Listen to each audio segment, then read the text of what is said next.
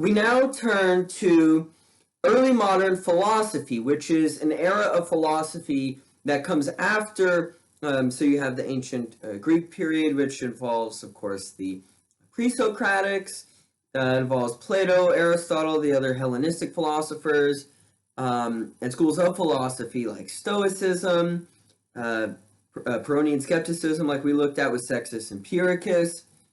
Then you have a whole period of broadly medieval philosophy, involves various Christian, Islamic, and Judaic philosophers.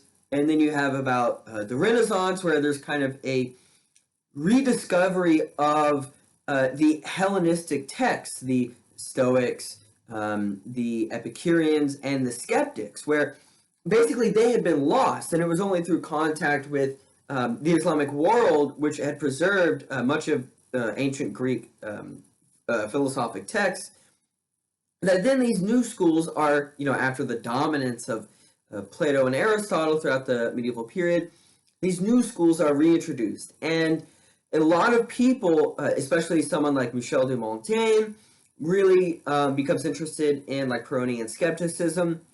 So there's a kind of, during the period of who we're discussing in this video, Rene Descartes, there's really a period of, there's plurality, I should say, in the philosophical world, because there are now many different views, both in philosophy and in terms of science, right? Like there's no established scientific method at this time. There's nothing that is reliable that as a sense of authority besides, of course, the church.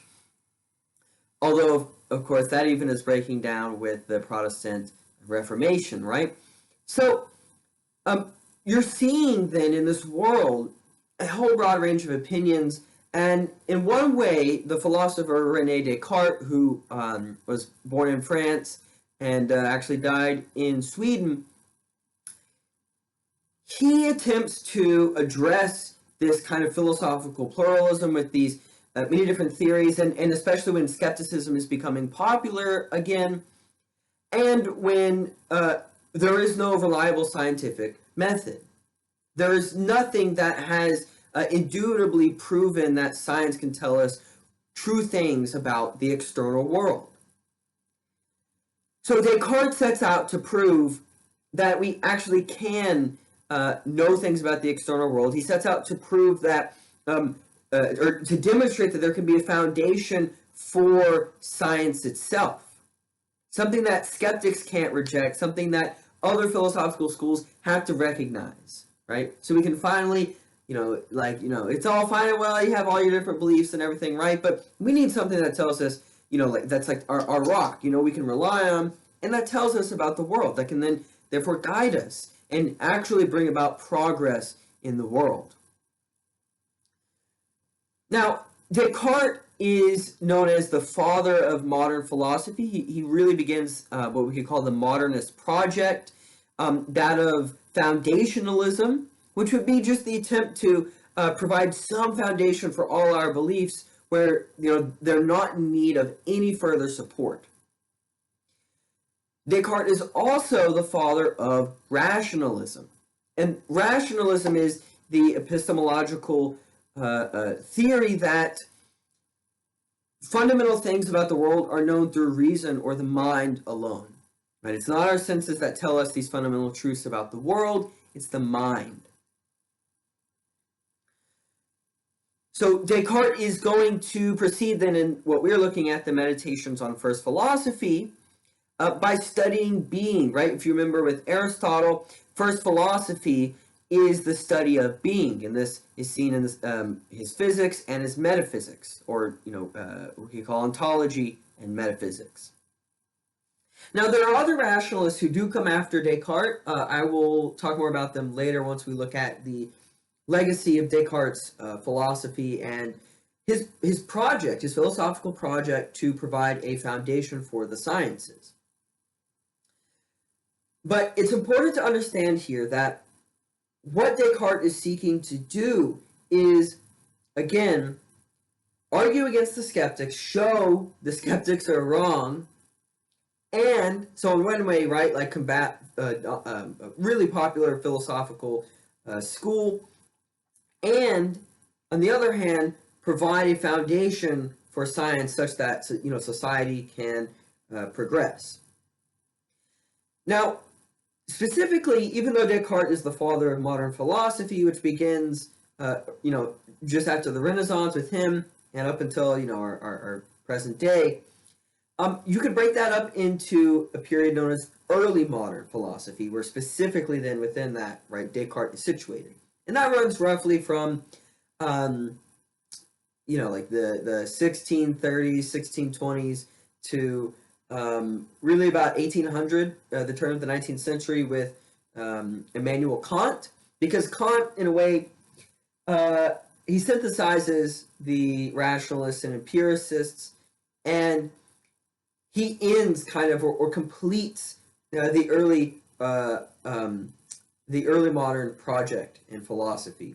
And after that, then you get many different schools in 19th century philosophy that are inspired by Kant, critical of Kant, and so on. Kant really kind of changes the game in the same way that Descartes does here, because Descartes is trying to also reject a lot of medieval philosophy. He thinks that, in one way, he rejects many of the reliance on kind of mysticism sometimes that pervaded his time. He rejects the reliance on Aristotelian teleology, because after St. Thomas Aquinas, Aristotle becomes kind of the dominant figure in medieval philosophy. And Descartes, as we'll see, he rejects Aristotle's account of causation. He basically says there's only the efficient cause. You don't have the four different kinds of causes, and you certainly don't have end causes or teleological causes. And so he in a way, he sets up a kind of mechanistic causal account of the world. And we'll see again later at the end of this video what legacy his philosophy had. Now, was one of the most famous things about Descartes is he does not proceed by simply just arguing why the skeptics are wrong. He actually says, I am going to take you up, skeptics. I'm going to say you're right. We do have reason, to doubt things, especially from our senses, right? They can be unreliable. But Descartes says, I am going to go farther than even you skeptics have gone. And I'm going to show that even when you doubt absolutely nothing, there's still something you can't, when you doubt absolutely everything, there is still something you can't doubt. And so in a way, he's going to kind of make a U-turn where he comes to the end of skepticism, and then from there is able to kind of build up philosophical theory. So the goal of the meditations then, he says, is going to be to make it impossible for us to have any further doubts about what we subsequently discover to be true. And we're going to do so by formulating basic principles which are indubitable, right? They cannot be doubted. It's very important to understand, we'll see a bit later. What he means by that is, in a way, it's psychologically, you literally cannot doubt it. It's impossible for you to do so. That's how, that's how he's going to prove that we can have a foundation for the sciences, we can have a foundation for an epistemology, and we should no longer remain academic skeptics or Pyrrhonian skeptics or whatever else. Now, since he proceeds by doubting, which is, in a way, you might think counterintuitive, but what he does is, he says, we're going to proceed by first admitting, the senses are the first thing to doubt, because we can admit the senses go wrong all the time. And we discussed some of this with Sextus Empiricus, right? The famous straw in the cup of water, where the straw looks like it's bent. You have mirages. Now, we might think that colors are real properties in the world. It turns out they're really not, right? They're created by the mind, as we know now. And so he says, furthermore, most people come to have their opinions and their beliefs through the senses, right? This is something that we saw in Plato's Theaetetus with Protagoras, that it is very popular to say that, like seeing is believing, that famous phrase. But the senses are shown to be the faultiest, so that is the first thing we're going to have to admit we need to doubt. We cannot rely on the senses to come to know things about the world, he thinks. However, remember, we need to go forward to doubt absolutely everything. The problem is that simply doubting the senses doesn't allow me to do, for example, doubt my own existence. He says only madmen do such things fully. Only madmen fully doubt, someone who's crazy thinking that they don't exist, right? That we would deem, as crazy, right? Only people that do that can simply doubt their own existence in a justifiable way, shall we say, because if their mind's not working properly, there's nothing you can say about that, right? But if your mind is working properly, it doesn't make sense for us to doubt ourselves, right? We would be said to be ridiculous. But yes, we might say it's only madmen who actually doubt their own existence. But aren't there many times where I'm having a dream and I don't know it's a dream? I think the dream is real. And then I wake up and I realize, oh, that was a dream. None of that was real. Or sometimes we wake up and we're still kind of caught up in our dream and think we're still in that dream world, but we're in the real world. So we know that sometimes it's possible that we can actually doubt our own existence, or that what we're seeing and thinking, right, can be real, can correspond to the actual world itself. But if it's the case that sometimes I can think I'm awake when really I'm dreaming, how do I know I'm not dreaming right now? How can I be sure? If I want to provide a foundation for our beliefs where we can say we do have reason to say that we know there's a table in front of us, we do have reason to say that science can tell us how the world works, how a virus works, and whatever else, how can we know about any of that and be sure if we don't even know if we're dreaming right now?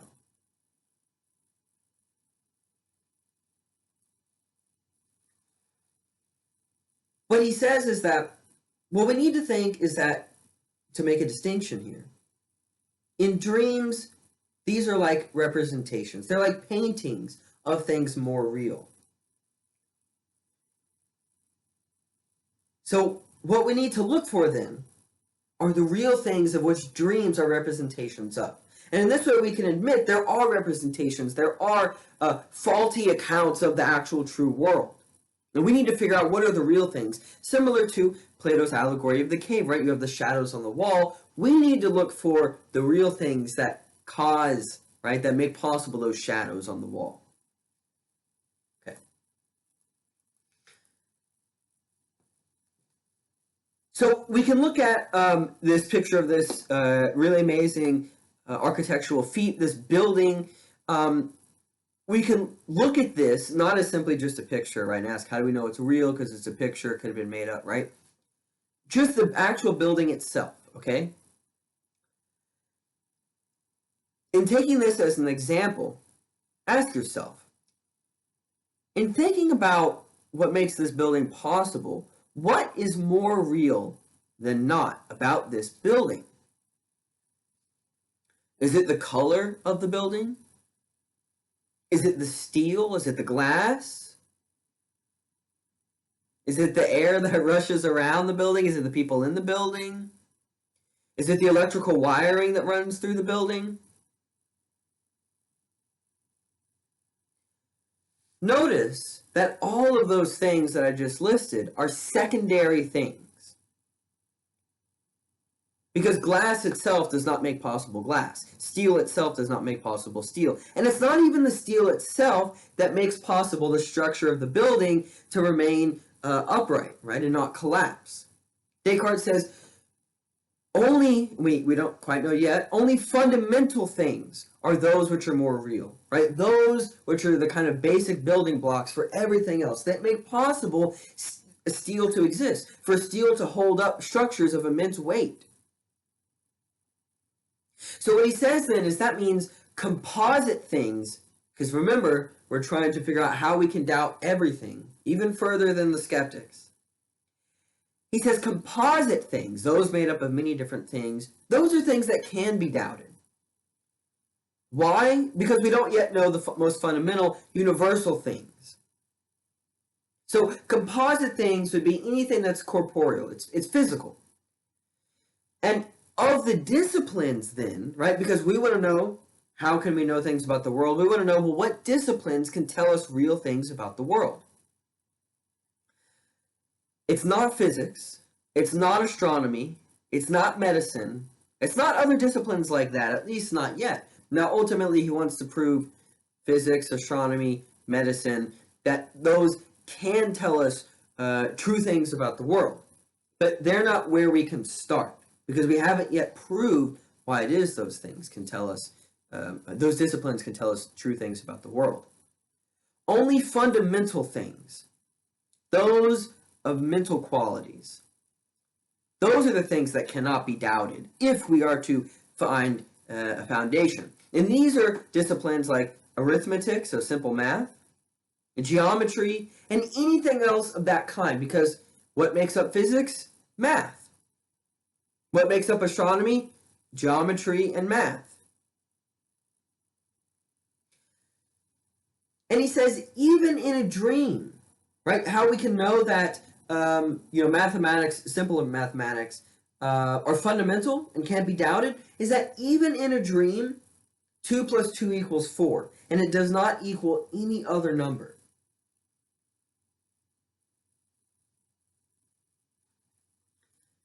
So, we can say so far, right, that in trying to come up with a method here to determine why it is we can actually know things about the world, we can say, however we're going to go about this, we have to go after the most fundamental things in the world. Because those which are composite, these are things which are made up of other things that we can't yet prove yet, right? But he asks, how do I know that even in this case, thinking that, well, the most fundamental things must be what can tell us, give us certainty about the world, how can I, in that case, having that thought, how can I know that I'm not being deceived? He thinks that in my mind, I have a long-standing and firm belief that God exists, that he's been brought up to as a Christian to believe God exists, and that God is omnibenevolent, right? All-loving. And so, in a way, it would seem that, well, no, there's no way that I could be deceived by some, greater being. No greater being would do such a thing like that if they're omnibenevolent. But he asks, could I be made to think that I'm doing math correctly, even when maybe it's nonsense? So maybe it's true that 2 plus 2 equals 4, but how do I know? Just because I could do that in a dream? How do we know that when we add up 2 and we add up another 2, it doesn't equal some other number? We haven't yet gotten that guarantee. So it's certainly not impossible, right? Because we don't have evidence yet to the contrary, that I couldn't be being deceived. But again, it's that idea of God that he says he has that, makes him think that this God would never even occasionally deceive him.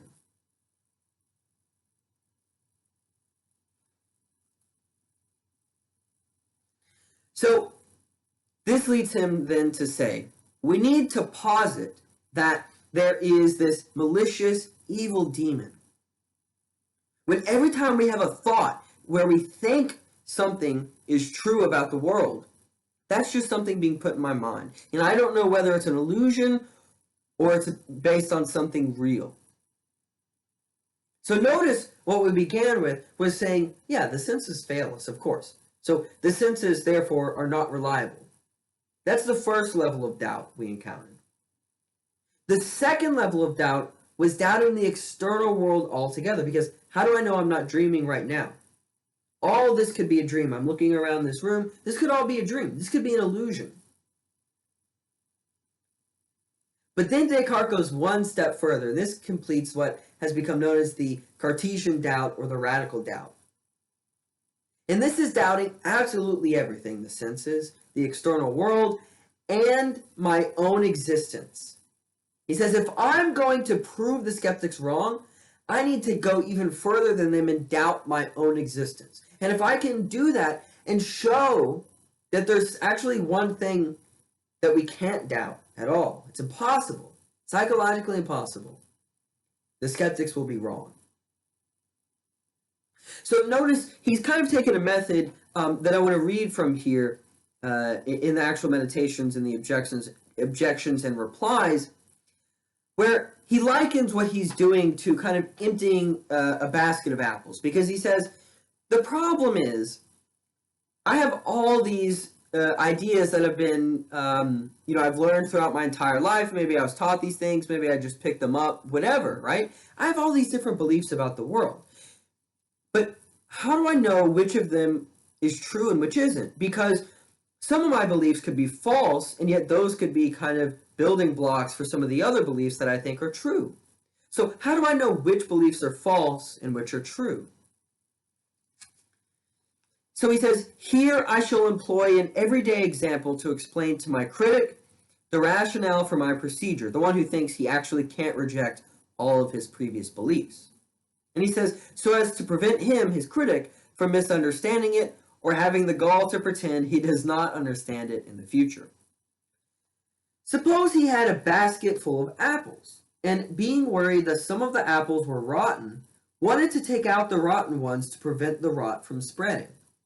Right, so he's likening apples to ideas. And suppose, right, you know some of your ideas are likely false, but you're not quite sure which ones those are.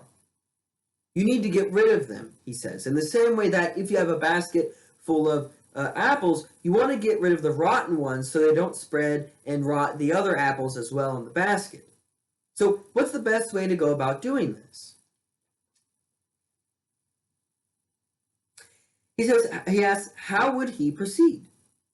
Would he not begin by tipping the whole lot out of the basket? And would not the next step be to cast his eye over each apple in turn and pick up and put back in the basket only those he saw to be sound, leaving the others?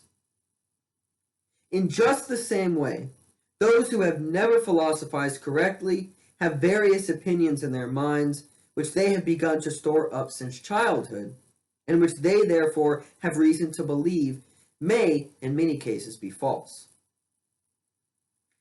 Right? Think about that. I mean, that's probably a common thing where you might have certain beliefs you were raised with, but how do you know they're true or not? It's likely some of the beliefs you were taught are wrong. And part of philosophy is being more critical, right? Examining your own life, as Socrates famously said, right? The unexamined life isn't worth living. So how do we know the beliefs we have now, right, aren't influenced by false, other false beliefs that we need to get rid of? So he says, right, after we empty out this basket of apples, they then attempt to separate, which is likened to the beliefs or ideas, that after emptying it out, they then attempt to separate the false beliefs from the others so as to prevent them from contaminating the rest and making the whole lot, right, the whole basket of apples, uncertain. Now, the best way they can accomplish this is to reject all their beliefs together in one go, as if they were all uncertain and false. They can go over each belief in turn and readopt only those which they recognize to be true and indubitable. And so he says, thus, in taking this kind of a method, I was right to begin by rejecting all my beliefs. Because again, let's say you just want to take out the rotten apples out of the basket. Well, how can you be so sure that as you're, reaching around in the basket, the apples don't shift and some of the rotten apples, right, remain hidden? You never really see them because some of the other apples are hiding its view. In the same way, how can you truly examine all your beliefs if you don't cast all of them out, examine them individually, and then put the true ones back in, right, to your mind and take them up as true? So,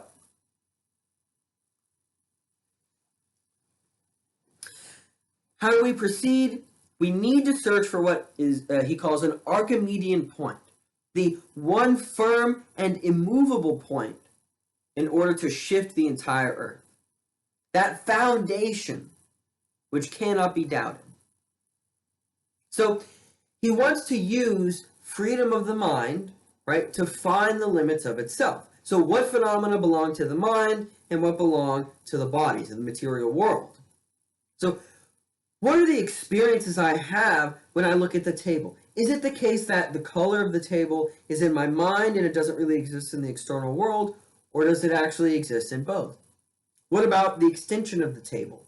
Is the fact that the table has length and width and so on, is that solely in my mind, or does it actually exist in the table itself?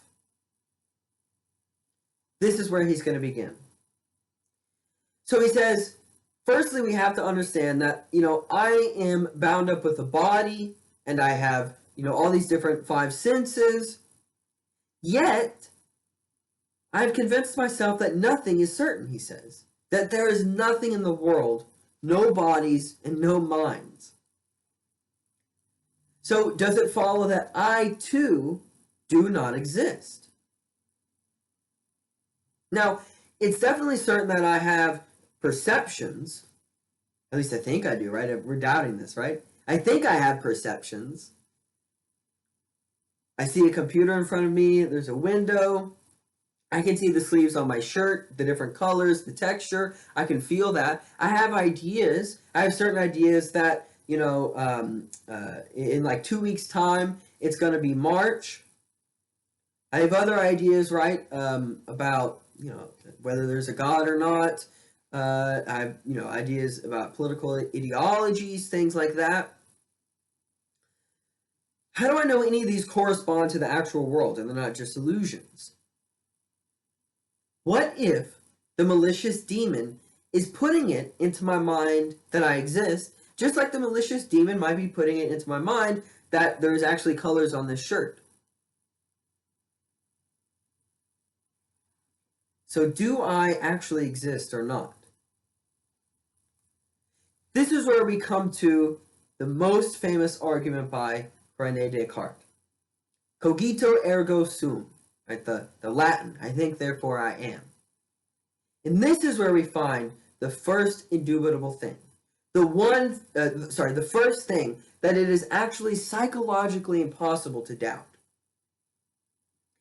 He says, I must finally conclude that this proposition, I exist, is necessarily true whenever it is put forward by me or conceived in my mind. Why? Why is Descartes saying that that I exist, is necessarily true whenever I think about myself existing? Notice I said I have these different thoughts, right? I could have a thought that I'm sitting here in this chair right now. The evil demon could be tricking me. Maybe I'm really not sitting in this chair. But notice, there's actually one thing the evil demon can't be tricking me about. Even if my thoughts are illusory, if they're false, they're still thoughts. That for the evil demon to trick me at all, I still have to have thoughts. That means it's impossible that I don't also exist as long as I'm thinking.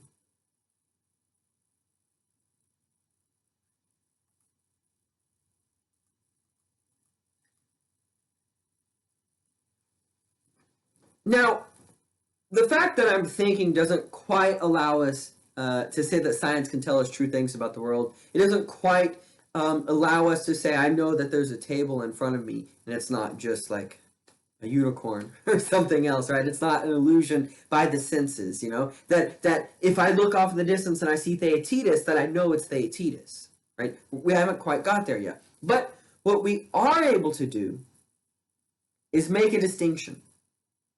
So Descartes says, I can't say that I'm a body or give any metaphysical description of my mind or what I am. All I can say so far in the fact that I can't doubt my existence as long as I'm thinking is that I'm a thinking thing. And what are thinking things? Minds, intelligence, intellect, or reason, he says. So far, all I can say is that I'm a being that thinks, that I am a mind, that I possess these things, that do this. But some further questions. Why so far can I not say that this I, that I can't doubt, is not a body? What are the qualities of a body? And does the action of thinking also possess these same qualities? First, I can't say yet that what I cannot doubt is it's not a body, because I don't yet know what a body consists of. I need to figure out what are the qualities of a body. All I can say, right, is that I'm a thing that thinks. What that means, though, is that he says, I am not something that fluctuates. So I'm not something like wind or fire or air that I can think of in the world that comes and goes. That in this thinking, I'm something that subsists. The I, the mind, is a substance, at least as long as I'm thinking. And that must mean, actually, that the mind is not material. The mind is immaterial. And this answers why, actually, then, the mind is not a body. All material things, they don't subsist throughout time. They break down, right? They grow. They die. If the mind is something that subsists, then it cannot be something that grows or dies or breaks down. Furthermore, think about the fact that all bodies are divisible. I can cut this chair in half. I can cut my arm off, right, and have an arm over here and the body missing an arm. But Descartes thinks it doesn't make sense to say you can have half a mind. Because you either possess reason or you don't. And if the mind is the thing that thinks, and it therefore possesses reason, because chairs don't possess reason, rocks don't possess reason, then that means the I that I am does not possess material qualities. It is not material. It is not corporeal.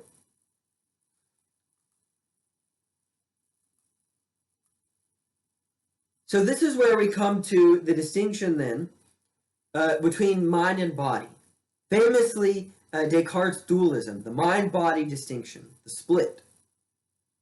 Descartes therefore argues there are two substances which actually make up the entirety of existence. There are material things and there are intellectual, immaterial things. This is going to lead him to say that what we are, now what we really are, is of course the mind, this immaterial intellectual thing. Has an intellectual nature, right? That is indivisible. But I also possess a body which is distinct from my mind, which is something divisible.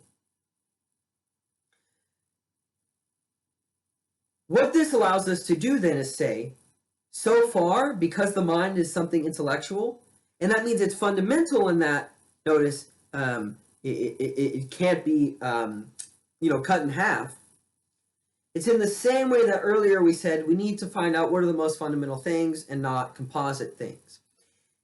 This allows him to understand then what it is we need to know things about the world are true. And it is clear and distinct ideas. And he says, that I exist, that is a clear and distinct idea because it is indubitable, it's undoubtable, something that cannot be doubted. So that is the threshold we need, clear and distinct ideas. Anytime we have a clear and distinct idea, we can without a doubt say it is true. And so far we can say, I exist, and that I exist primarily as a mind.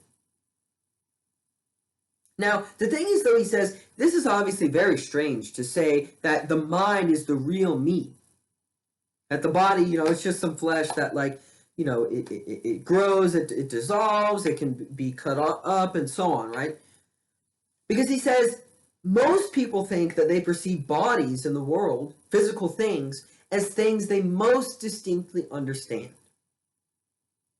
So he says, well, let's put this to the test then.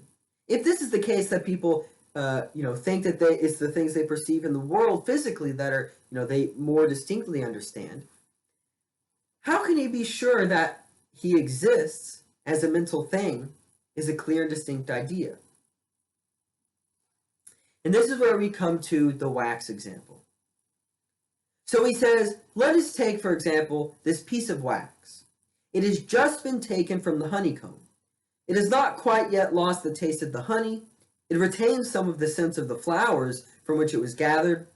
Its color, shape, and size are plain to see. It is hard, cold, and can be handled without difficulty. If you rap your knuckles on it, it makes a sound. So what is he saying here? This piece of wax, the five senses, right, perceive. Because I can taste the thing. Might not taste good, but it still has taste. I can touch it and feel it. It has a distinct look to it, has a distinct feel, and so on. He says, in short, the wax has everything which appears necessary to enable a body to be known, because the five senses are able to perceive that thing. It would appear then, right, that it has everything necessary to be known as distinctly as possible. But even as I speak, he says, I put the wax by the fire, and look, the residual taste is eliminated. The smell goes away. The color changes. The shape is lost. The size increases. It becomes liquid and hot. You can hardly touch it. And if you strike it, it no longer makes a sound. Right? I'm sure you all know, if you put wax next to a fire, or of course you light a wax candle, over time, the properties, the physical properties as you perceive the wax will change. It will not have the same sound, right? Because it's a liquid now. It's not going to make that sound like it would if it was something hard. It's not going to look the same. The smell is probably going to be different. Usually, it has a more vivid smell. It would seem then that actually all the ways, if it's truly the senses which allow me to know the wax as a piece of wax and not a chair or a glass of water or anything else, well, how could I rely on the senses to tell me this truly is a piece of wax if all the things of the wax can change, and yet, he asks, does the same wax remain?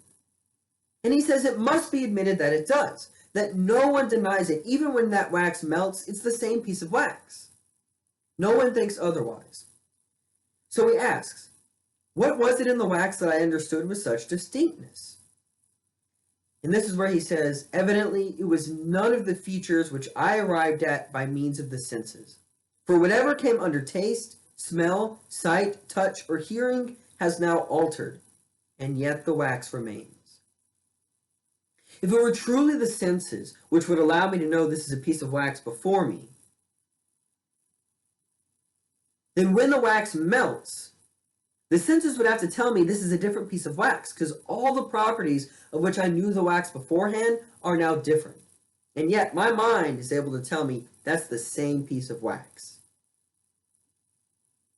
Thus, it is the mind which allows me to know this is a piece of wax, not simply the senses.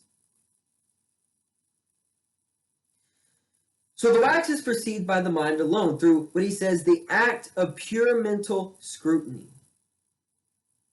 Now, the wax, or any object in general, like in this chair, my clothes, Theaetetus off in the distance, these can be understood in a clear and distinct sense when I focus on its essence, not the corporeal qualities, the kind of outer, perception of the thing. Those are secondary. It's only when I, as he says, focus on what the wax consists in that I truly know the thing. So he says, what is called having a sensory perception is actually strictly just this. And in this restricted sense of the term, it is simply thinking. So this is a really interesting kind of inversion of sense perception, that the senses do not actually tell me anything about the wax. It's the mind, it is thinking about the wax that allows me to understand this is a piece of wax. and that is different from a chair. He gives another example. I'll read here this example.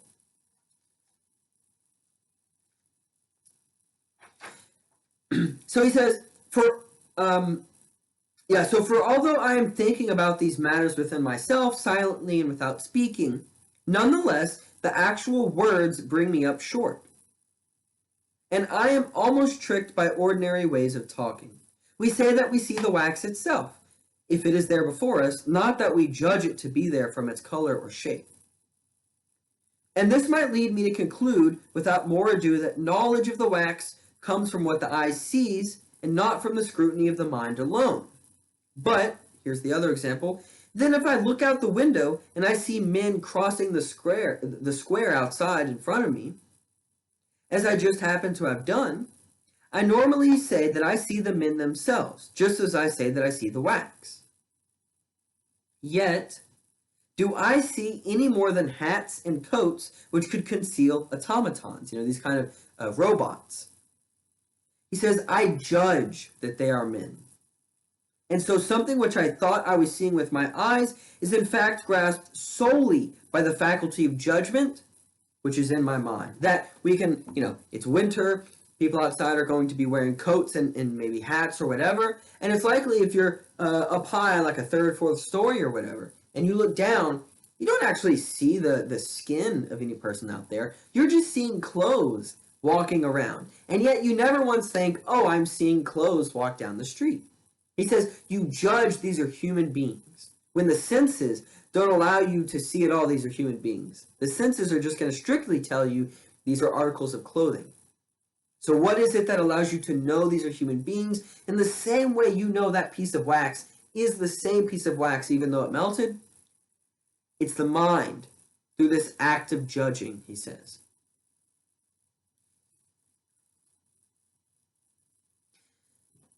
I now know myself more distinctly, he continues, because every consideration whatsoever which contributes to my perception of the wax or of any other body cannot but establish even more effectively the nature of my own mind.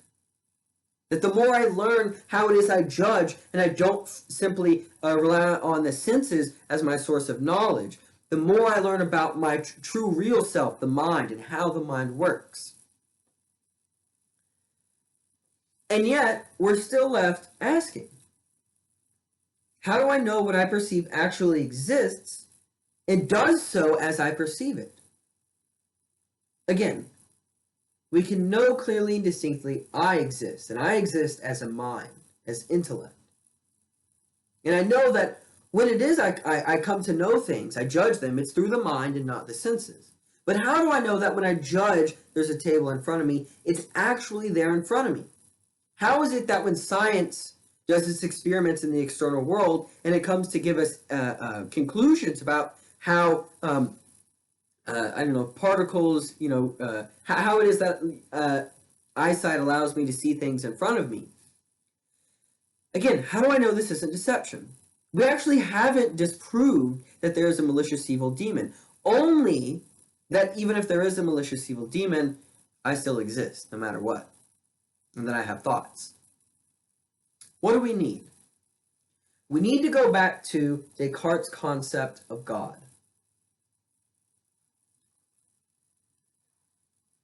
The real Archimedean point, right? That's what we were after.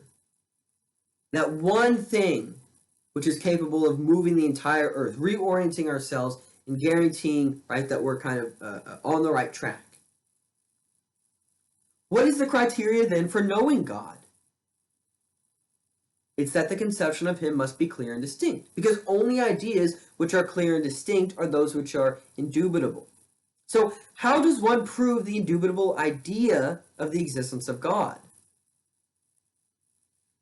So he says we obviously cannot rely on our senses. We can't rely on testimony, right? We can't rely on the fact that we were just brought up to believe that God exists. We can't rely on whether or not we see miracles in the world or anything like that could tell us, right, that God exists. He says we, are assuming now that knowledge of things which comes externally to the mind, right, that was shown to be a mistake. that there were things outside me which were the sources of my ideas and which resembled them in all respects. So how do we prove that God exists? Through the mind alone. Again, because it's only the mind which can give us something clear and distinct. Now, Descartes basically says, okay, I have a conception of God where this being is an omni-God. It means they are absolutely perfect in all possible ways. They are omniscient, all-knowing, omnipotent, all-powerful, omnibenevolent, right? All-loving. Now, I have this idea of this omni-God who clearly is much better than the malicious demon, precisely because the demon is not omnibenevolent. So how then did I get this idea of this omni-God? He says, well, it didn't come from the external world because I don't perceive in front of me this all-perfect being. He next says, it didn't come from myself either. I didn't simply come up with this idea of this existence of this omni-God. And he says the reason is, if I reflect on the concept of this omni-God, it is something perfect. And yet I know, since I also have a corporeal material body, I'm imperfect. Because the body, right, is subject to all sorts of pains, it decays, it dies, and so on, right? And I know sometimes, actually, I do judge wrongly about the world. I know sometimes I make mistakes. And he says, if we think about the concept of something perfect and something less perfect, what could give rise to something more perfect? And he says nothing that is less perfect could give rise to something more perfect. Since I am less perfect, that means this concept of God did not come from myself. Instead, the concept of God is innate in me. It is imprinted in my mind by God itself. He says, and indeed, it is no surprise that God, in creating me, should have placed this idea in me to be, as it were, the mark of the craftsman, stamped on his work. That is, when I turn my mind's eye upon myself, when I reflect on my being as a mind, I understand that I am a thing which is incomplete and dependent on another, and which aspires without limit to ever greater things. The whole force of the argument lies in this. I recognize that it would be impossible for me to exist with the kind of nature I have, that is, having within me the idea of God, were it not the case that God really existed. It is clear enough from this that he cannot be a deceiver, since it is manifest by the natural light that all fraud and deception depend on some defect. That if I have this conception of this God, that this God cannot be this malicious evil demon that would deceive me, because if God is perfect, well, deception, he says, is based on imperfection. It's based on a defect. And if this God is completely perfect, it could have no defect whatsoever. Now, that doesn't mean that I'm incapable of going wrong. All it says is that God guarantees if I use the faculty of my mind correctly, then I'm able to know things about the world. But what that means is I have to wait until I have grasped the essence of the thing. The mind has judged before the senses and the body, and it's the feelings it might have about the world before they judge the thing itself. It's when I rely on feelings and perception when I go wrong. But when I allow my feelings and perception to be judged by the mind before I come to a proposition about, some state of affairs in the world, that like there's a sun that gives light to the earth, that I'm sitting in this chair, then I can be assured that what I think about the world is true. Right? So we went from saying, all right, we're going to doubt everything and see if there's actually something we can't doubt. We saw there was something I can't doubt, that I exist. Because anytime I think, even if some demon is trying to deceive me, and giving me fake thoughts, illusory thoughts, there still must be someone having thoughts. I then said, how is it that then, when I think I know things in the world, how is it that I come to know them? And we said it's not with the senses because, again, with the wax example, the perceptual qualities of the wax change. So I couldn't rely on the senses. It's only the mind, right, through judging, which allows me to know that thing. And the only thing then that says that when I judge things that I think are in the external world really are there is that I'm not being deceived because God exists. And this all-loving, perfect God would never seek to deceive me because that would go against the nature of this God.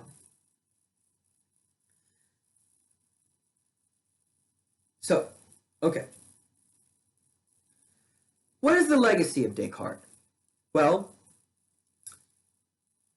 Descartes' account of causality, which is that, strictly speaking, in the external world, that when we come to know things, when we see them moving, right, it's because literally one object hits another and it causes it to move. That when I move my arm, it's because things in my body, right, move and they cause kind of like, levers, right? In the same way levers, push on each other.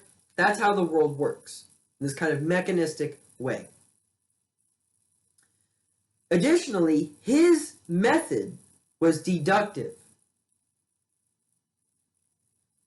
Does science proceed deductively now? No. His deductive method only lasted for about a generation, and basically his deductive method and his account of causality as this strictly speaking, kind of mechanistic, like if you have on a pool table, right? Billiard balls that like one hits one and it causes it to move. That was actually ruled out by Isaac Newton. Isaac Newton proceeded inductively, not deductively.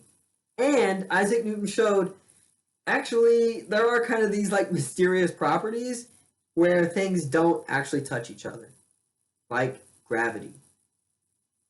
So, Descartes' influence on science was not so great. His influence on philosophy, though, was immense. There are two other famous rationalists that come after him, Baruch Spinoza and Gottfried Wilhelm Leibniz. All three of these people, right, Descartes, Spinoza, Leibniz, they're all rationalists. They think the most fundamental things we can know about the world are known via the mind alone. But their metaphysics are a bit different, right? So Descartes thinks there's the mind-body split, that the mind and the body are completely different substances. The mind is permanent, immaterial, as where bodies are impermanent and they are material. Leibniz believes the same. Spinoza, though, actually was a materialist. Even though he was a rationalist, he thought there was only just the material, corporeal, physical world. Okay, so what I would like to actually do, though, is leave you with this discussion question because it's clear that even though Descartes was able to prove that no matter what, we can't doubt our own existence, he could not prove that when we think we see things in the external world, that they're really there as the mind judges it to be, without God existing. So I want you to read through a kind of summarized critique of Descartes given to him by one of his contemporaries, which has now come to be known as the Cartesian circle, where this person says, hey, Descartes, you're actually making a circular argument, and then Descartes actually has a response to that person. And reflecting on that, I want you to think about, can Descartes really rely on the concept of God to prove his argument? Do you think he needs this concept of God to prove his argument, that we really can know things in the world and that, it's the mind alone that allows us to know it? Or do you think the concept of God isn't needed at all? Or it actually maybe, again, like with the Cartesian circle criticism, it actually undermines his argument because it's illogical, it's circular, it's begging the question.